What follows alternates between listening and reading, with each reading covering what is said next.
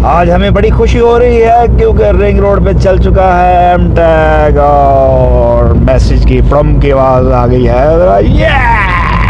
Yes Abdul Hussain, yes. अस्सलाम वालेकुम दोस्तों, शम्स मकसूद की बैठक में आपको खुशामदीद। और मैं हूं आपका मेज़बान शम्स मकसूद और ये है जी हमारे साथ कैप्टन मुस्तफ़ा और ये है जी अब्दुल हुसैन। और आज हमारे चौथे इर्रेगुलर मेंबर ज़िशान रज़ा हमारे साथ आज नहीं आए। मिस यू ज़िशान रज़ा।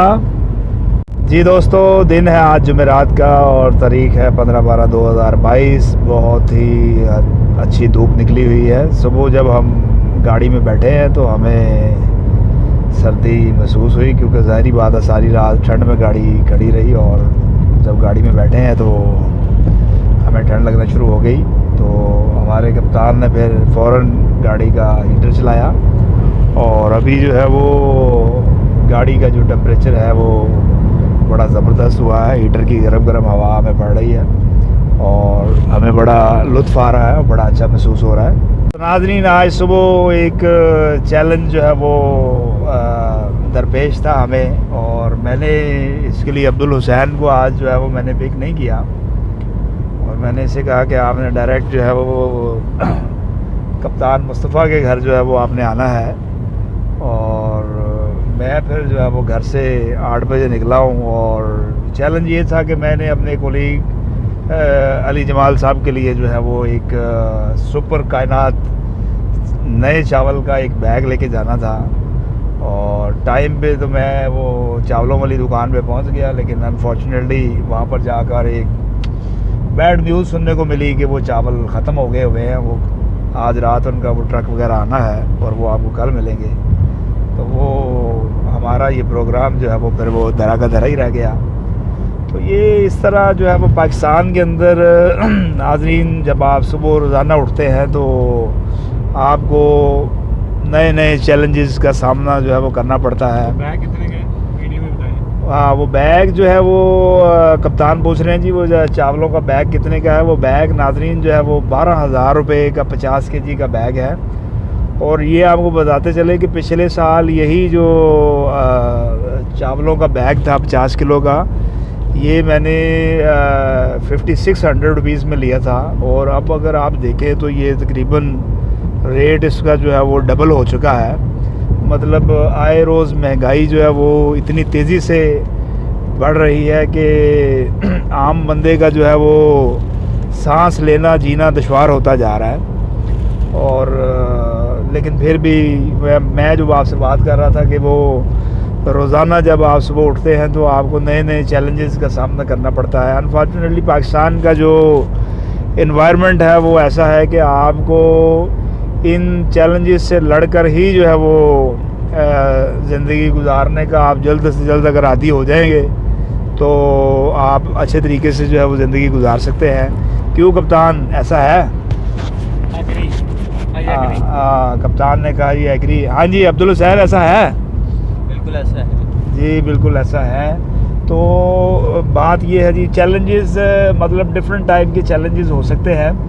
उसमें बाज़ ये होता है कि जो है ना वो आप जब सुबह उठते हैं तो पता चलता है जी कि आगे पानी जो है ना आज आपका पानी नहीं आ रहा। तो वो जो सब आपका मूड जो है वो अचानक जो है वो ख़राब हो जाता है।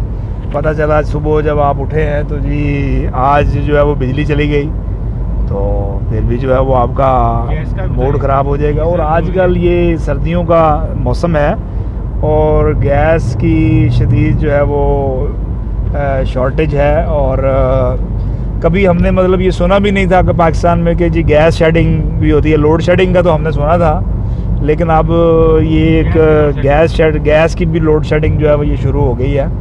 तो बहरहाल ये जो भी है जैसे भी है, हालात दिन ब दिन जो है वो ख़राब होते जा रहे हैं। सुबह ये मेरे कोलीग जो है वो अब्दुल हुसैन साहब जो है वो बड़े परेशान थे कि जी शम्स भाई ये पाकिस्तान को क्या वाकई जो है ना ये डिफ़ॉल्ट की तरफ जा रहा है जो है ना वो। तो मैंने कहा यार मुझे तो पता कोई नहीं, मैं तो कोई इतनी न्यूज़ वगैरह नहीं सुनता, तो आपके पास कोई ख़बर है तो बता दें। जी कप्तान, आपके पास कोई इस पर कोई ख़बर है जो है वो कि पाकिस्तान वाकई जो है वो डिफ़ॉल्ट की तरफ जा रहा है जो है? हालात तो इकॉनमी के यही बता रहे हैं कि डिफ़ॉल्ट की तरफ जा रहा है, क्योंकि जब ओबियसली आपके पास ज़रूरी चीज़ें जो खाने की हैं वो ये न्यूज़ पे ही आ रहा है कि जो खाने की चीज़ें, लहसुन हो गया, प्याज हो गया, अदरक हो गया, ये आपके पोर्ट पे खड़े हुए हैं ट्रक, और इनको बाय करने के लिए बैंक एलसी खोलने को तैयार नहीं है, कि बैंक गारंटी देने को तैयार नहीं कि हाँ जी बायर को पैसे देंगे। तो इससे अंदाज़ा हो रहा है कि, और दूसरी बात कि ये भी था कि जो डॉलर के शौकीन हैं अब उन्हें डॉलर मिल नहीं रहे, अब वो सोना ख़रीद रहे हैं, और सोने की कीमत भी मेरा दोस्त बता रहा था तकरीबन 1,70,000 तक पहुंच गई है, और जो कि ये 2 लाख तक जाएगी है। उसकी वजह क्या है कि लोग धड़ाधड़ सोना ख़रीद रहे हैं। अब जो इन्वेस्टर है वो उससे कोई ना कोई तो चीज़ चाहिए ना इन्वेस्ट करने के लिए, तो वो सोना ख़रीद रहा है अब। अच्छा।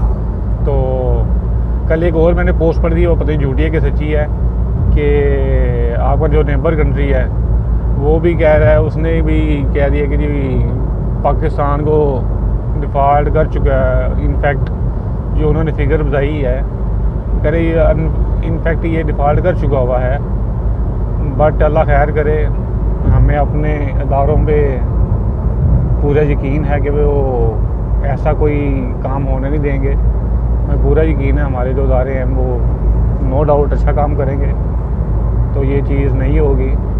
बाकी दुआ है कि ये चीज़ जो सुन रहे हैं ये गलती हो।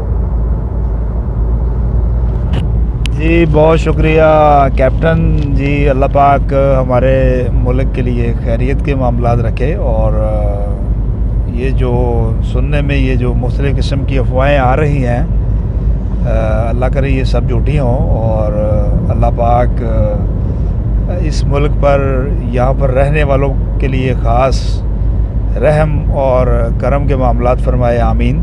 लें जी नाज़रीन, ऑफिस आ गया है अब हमारा करीब, और आज के लिए इतना ही। कल अगर तो हमारा वर्क फ्रॉम होम हुआ तो डेफिनेटली फिर हम ऑफिस नहीं आएंगे, और मंडे को आपसे दोबारा मुलाकात होगी, और अगर वर्क फ्रॉम होम ना हुआ तो डेफिनेटली कल नए व्लॉग के साथ दोबारा आपकी खिदमत में हाज़िर होंगे, और तब तक के लिए आप हमें इजाज़त दीजिएगा जी। अल्लाह हाफिज़।